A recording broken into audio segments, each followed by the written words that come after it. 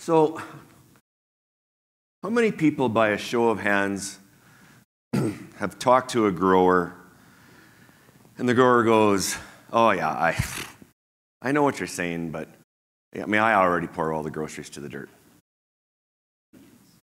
Right? And until I met my short little brother from another mother, Wade Barnes, I didn't have a really good answer for that. And now my answer when somebody tells me that is real simple. Well, that's awesome. What platform are you using for benchmarking? And when they don't have an answer to that, usually you get either crickets, because they know that they've just been cornered and they got, or that you've got which means you've got even more work to do. So when we talk about those farmers that give you the crickets look, there's 4 levels of knowledge. First level of knowledge is you know what you know, and you're right. The second level of knowledge is you know what you know, and you're not right. Third level of knowledge is you don't know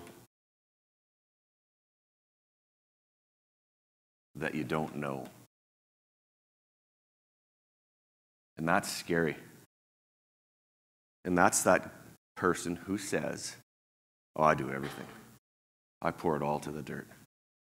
And when you don't have the answer of, "And I'm on John Deere's platform. I'm on Farmer's Edge platform. I'm on whoever it is." Those that we're going to talk about, where we think farming is going more than anywhere, is this student of life who knows that he doesn't know. That's the most powerful place to be in.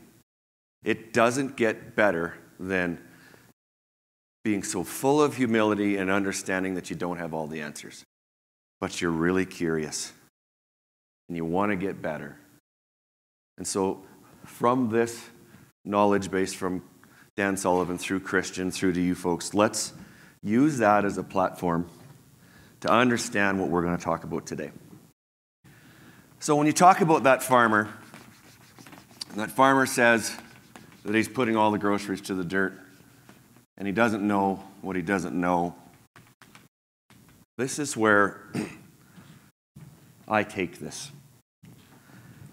How many people have heard a farmer say, "I'm not giving you my data. My data's worth a lot of money"? How many people heard that? I've heard, right? So, here's the data that's on a farm. Do you know what the value of that data is on an individual farm? It's virtually worth shit. Right? Because if you've got your data from 13, 14, 15, 16, and you're sharing it with you and your wife, you've learned what you learned from yourself, but you already knew it because you did it. Now, you might turn around and look and say, "Oh, I could have done this a little bit better, or I could have done that a little bit better," from the information that you've gathered from your own operations. But where that data starts to really get some value to you is when you give it away. When you give access to a whole bunch of other farmers to your data, and in return, they agree to do the same, now we're getting somewhere, right?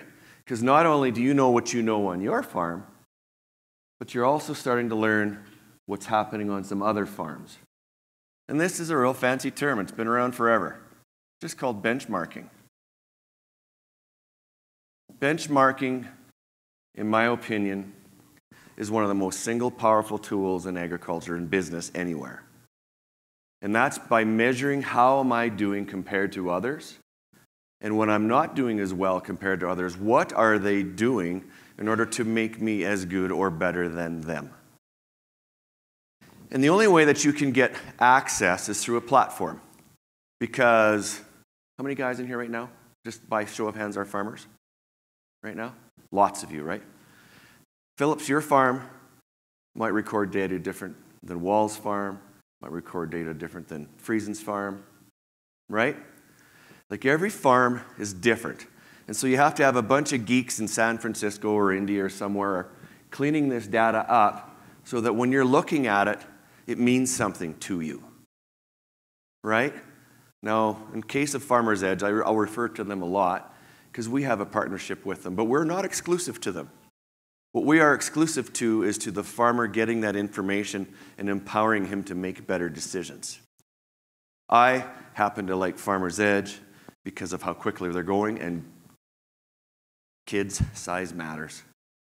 Size really matters in this because you need to have more information. There's some other firms that are out there that are trying to gather their information or trying to get groups of farmers together to share information, and that's good. Don't take that away from them, not at all. What really, really matters is the more data you got, the more relevant that this benchmarking is and the more information that you can have. And that's one of the reasons why we're doing as much work as we are with the Farmer's Edge guys.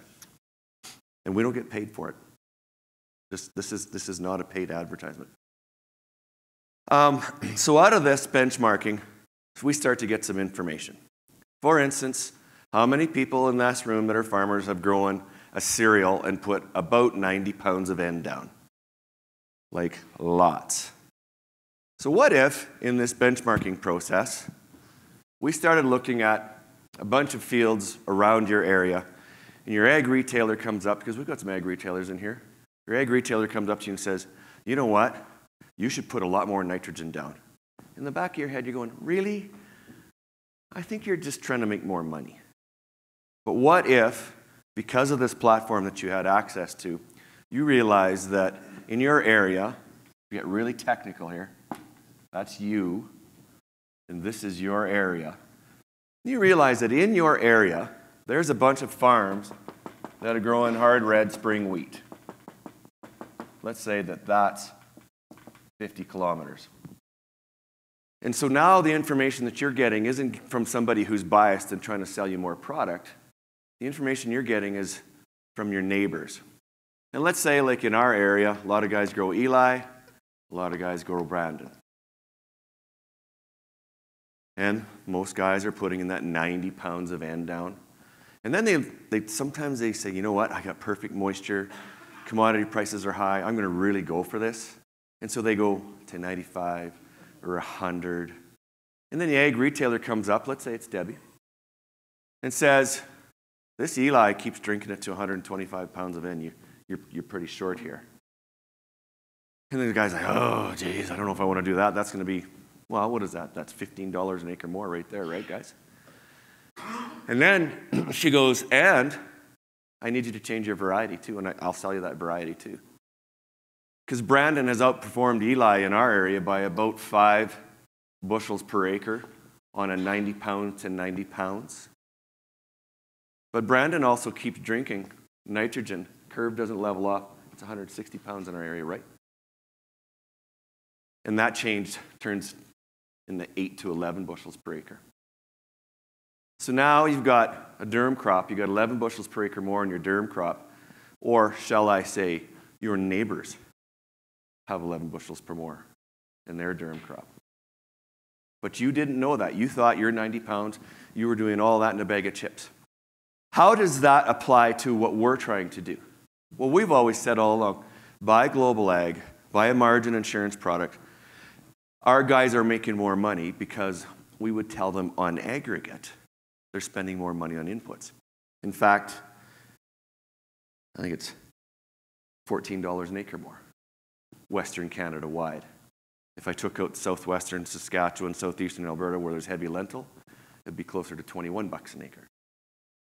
But that doesn't really help the farmer because the farmer can't say specifically how can he change things on his farm. But now if you have this platform, you can. Now you've got this information.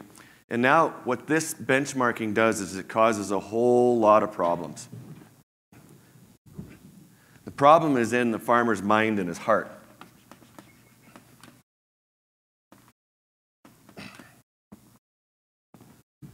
Benchmarking creates fear. There's 2 levels of fear.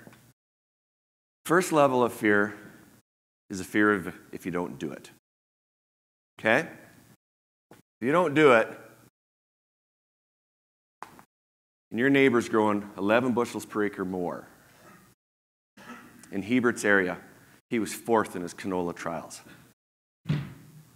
Number 1, number 2, and number 3 was DeKalb, DeKalb, and DeKalb.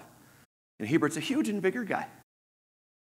So that doesn't mean to Hebert that he's going to change his whole farm to DeKalb. But what it does mean is that you better go look there. It teaches you where to look. So he did DeKalb trials this year, and we'll see how it works out. What happens in that 100-kilometer circle that I drew there, maybe there was a good rep that at the time was Monsanto, happened to have 3 farms, and there was a rain that went like that. So it could have been a flawed data set because it was biased to being too small, but at least it told him where to look. Because if all he did was look at his own farm, it would have been in bigger and bigger and bigger. Right? So the fear of don't doing it is he was in 4th there, right? The slow death, maybe 10 years, he goes to 7th to 9th, to, as I call it, Ritchie Brothers. How many people here, by a show of hands, that are farmers, are farming only the land that their great-grandfather's donkey died on?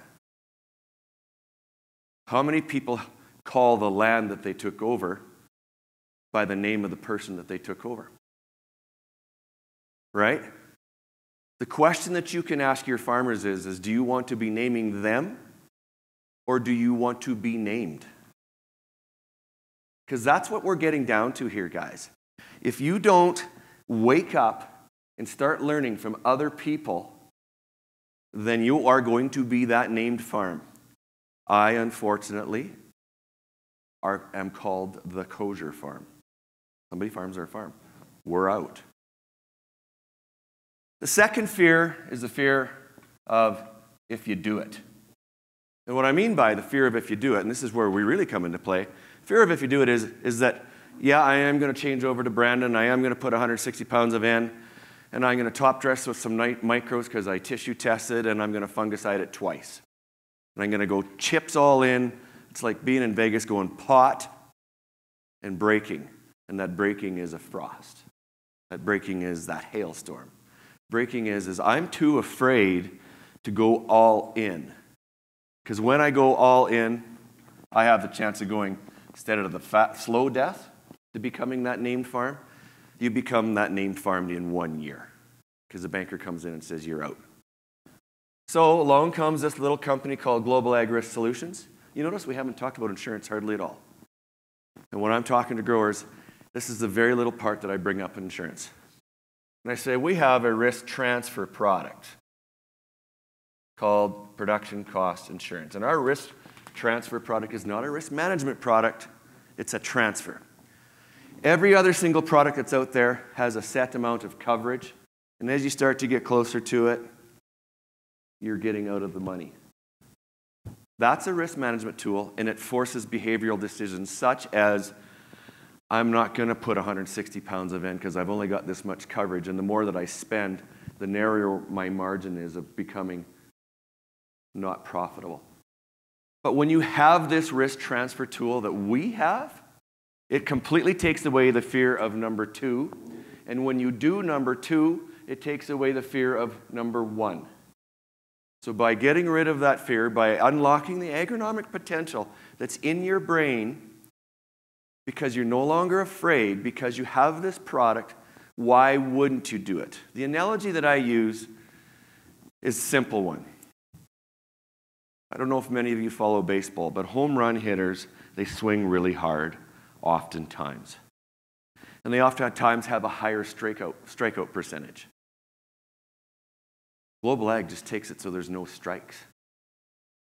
Pour the groceries to it every year is the same as swinging as hard as you can at every pitch. And if a bad one comes along, it means no strikes because we just write the check.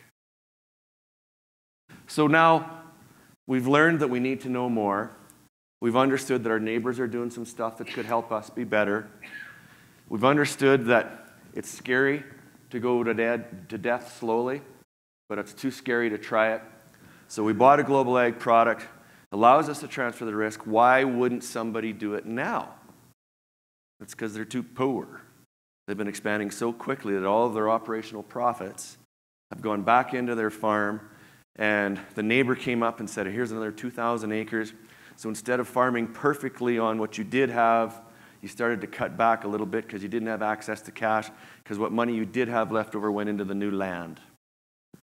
And along came Global Ag and a bunch of banks that said, if you've got Global Ag, we'll use that as collateral. So now, land buys land, equipment backs equipment, and Global Ag backs your operating capital. So you can expand at whatever pace you wish and not ruin granddad's equity.